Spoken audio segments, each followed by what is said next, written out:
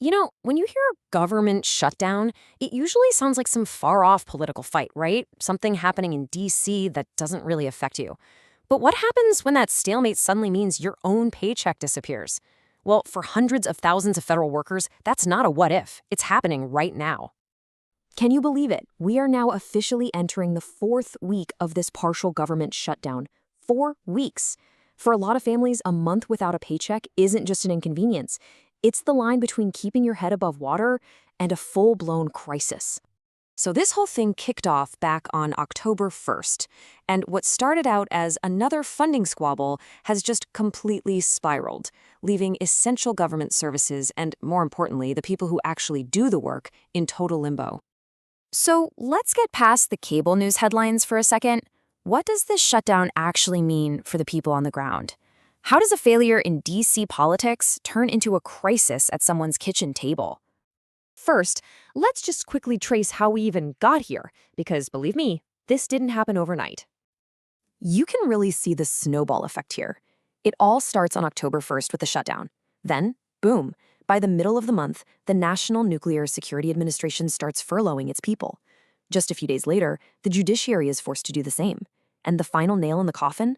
October 23rd, when the Senate just couldn't pass any bills to help.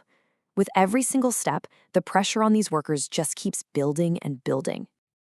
And that failure in the Senate leads us directly to the absolute heart of the problem for every single federal employee caught up in this mess.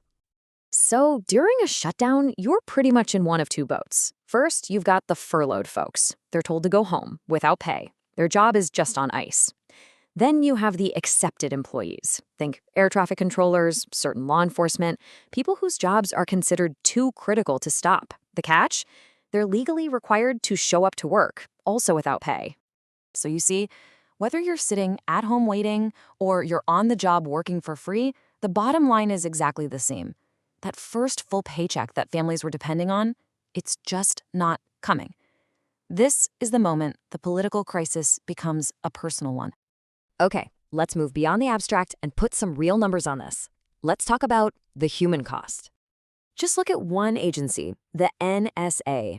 These are the people responsible for the country's nuclear stockpile. A staggering 80% of their staff has been furloughed. That's 1,400 people whose income was just cut off. And, you have to wonder what that does to our national security, too. And it's not just them.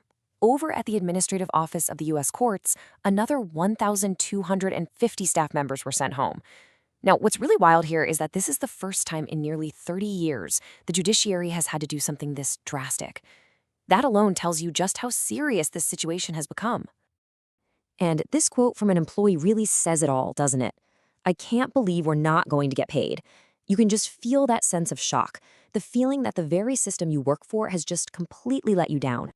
Which, of course, brings us to the million-dollar question, why can't they just fix this? I mean, it seems so simple, right? People are in crisis, they're not getting paid, so pass a bill to pay them. But as you can probably guess, the reality of what's happening in the Senate is way more complicated. So here's where it all hit a wall. On October 23rd, you had two different plans.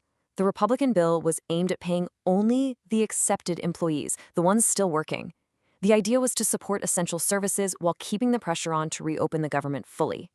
On the other side, the Democratic bill said no, we have to pay everyone, both the people working and the people furloughed, arguing that no one should be punished for this.